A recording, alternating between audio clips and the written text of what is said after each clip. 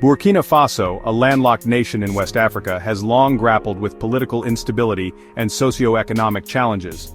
In the heart of this turmoil emerged a young military officer, Ibrahim Traore, whose swift rise to power has sent shockwaves throughout the region. Born in 1988, Traore's journey to the helm of Burkina Faso's leadership is anything but ordinary. Traore embarked on a military career, steadily climbing the ranks to become a captain. He witnessed firsthand the growing frustration within the military and among the populace over the government's inability to contain the escalating jihadist insurgency that has plagued the nation. This discontent culminated in a wave of coups, with Traore playing a pivotal role. In January 2022, Traore participated in the coup that ousted President Roch-Marc Christian Kabore. The coup leaders, led by Lieutenant Colonel Paul-Henri Sandaogo Damiba, promised to prioritize security and restore stability. However, their efforts proved insufficient, and frustration continued to simmer within the ranks. Fueled by a shared sense of urgency and a belief that a change in leadership was necessary, Traore spearheaded another coup in September 2022. This time it was Damiba who was removed from power, and Traore emerged as the interim leader of Burkina Faso. At just 34 years old, Traore became one of the world's youngest heads of state, his ascent marking a dramatic turn in Burkina Faso's turbulent political landscape. Traore's rise to power, while bloodless, was not without controversy. His assumption of leadership was met with mixed reactions both domestically and internationally. Supporters lauded him as a decisive leader willing to take bold action to address the nation's security crisis. Critics, however, expressed concerns about the military's growing influence in politics and the potential for further instability.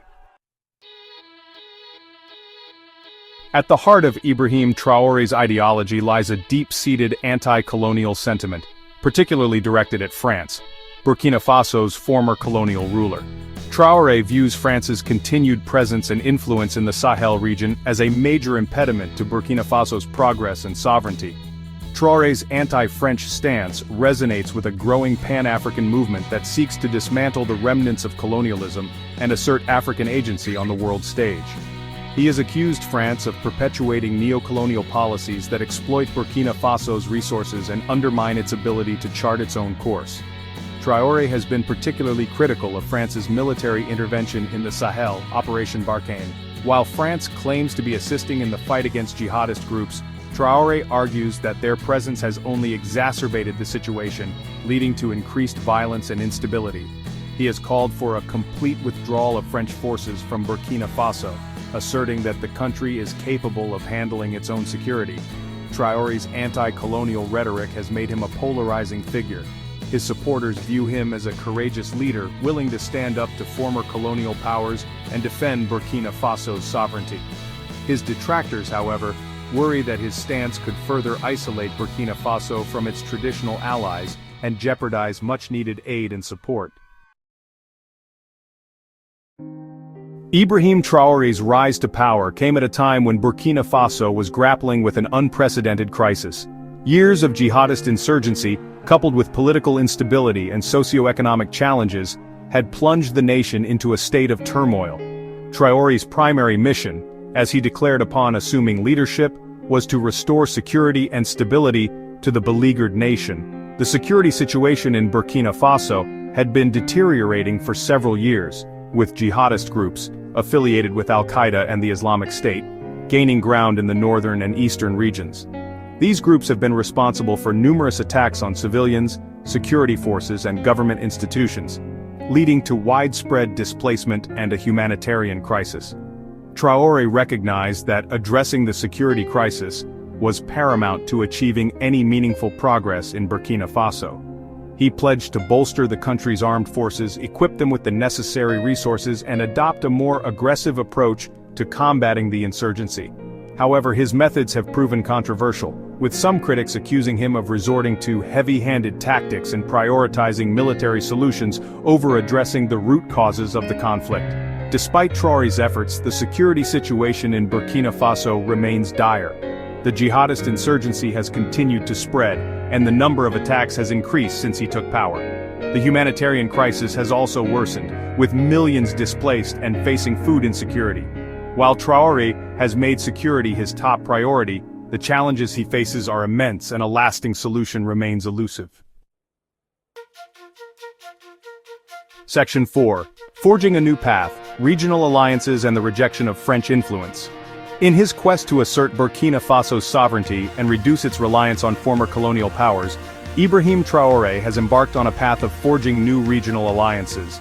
He has sought to strengthen ties with other Sahelian nations facing similar challenges, particularly Mali and Niger, which have also experienced coups in recent years. Traore's vision for regional cooperation extends beyond security matters.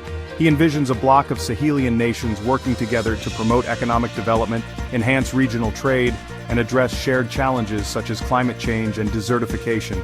This vision is seen by some as a way to counter the influence of France and other Western powers in the region. Traore's efforts to forge new regional alliances have been met with mixed reactions. Some observers see it as a positive step towards greater regional integration and cooperation. Others, however, worry that it could exacerbate existing tensions and lead to further instability. Section 5. A controversial strategy, Traore's military and security policies. Ibrahim Traore's approach to tackling Burkina Faso's security crisis has been marked by a combination of conventional military strategies and more controversial measures. He has sought to bolster the country's armed forces, increase their manpower, and provide them with better equipment and training. However, he has also turned to more unconventional tactics, such as the mobilization of civilian militias and the recruitment of foreign mercenaries. One of Traore's most controversial moves has been the creation and deployment of the Volunteers for the Defense of the Homeland, civilian militias intended to supplement the army's efforts in combating jihadist groups. While the VDP have been credited with some successes, they have also been accused of human rights abuses and extrajudicial killings. In a move that has drawn international condemnation, Traore's government has also reportedly forged ties with the Russian private military company, the Wagner Group. The Wagner Group, known for its alleged human rights abuses and involvement in conflicts across Africa, is believed to be providing security services to Traore's government and assisting in the fight against jihadist groups. Section 6. Shifting priorities, economic policies under Traore's leadership. The ongoing security crisis in Burkina Faso has had a devastating impact on the country's economy. The government has been forced to divert resources away from essential services such as healthcare and education to fund its military operations. Traore has implemented a number of economic policies aimed at mitigating the impact of the crisis and shoring up the country's finances. One of Traore's key economic priorities has been to increase domestic revenue generation. He has sought to reduce the country's reliance on foreign aid and investment, which he views as a form of neocolonialism. To this end, he has implemented measures to improve tax collection and crack down on corruption. Traore has also sought to promote economic diversification, reducing Burkina Faso's dependence on gold exports, which account for a significant portion of its foreign exchange earnings. He has encouraged investment in other sectors, such as agriculture, mining, and tourism, in an effort to create jobs and boost economic growth. Section 7. A Nation in Peril, the humanitarian crisis in Burkina Faso. The combined effects of the jihadist insurgency, political instability, and climate change have plunged Burkina Faso into a dire humanitarian crisis. Millions of people have been displaced from their homes, seeking refuge in safer parts of the country or across the border in neighboring countries. The humanitarian situation in Burkina Faso is characterized by widespread food insecurity, malnutrition, lack of access to clean water and sanitation, and a shortage of healthcare facilities. The ongoing violence has made it extremely difficult for humanitarian organizations to reach those in need, and the situation is likely to deteriorate further if the conflict continues unabated. The international community has responded to the crisis in Burkina Faso with humanitarian aid, but the needs far outweigh the available resources. The situation is further complicated by the fact that many of the areas most in need of assistance are located in conflict zones, making it dangerous for aid workers to access.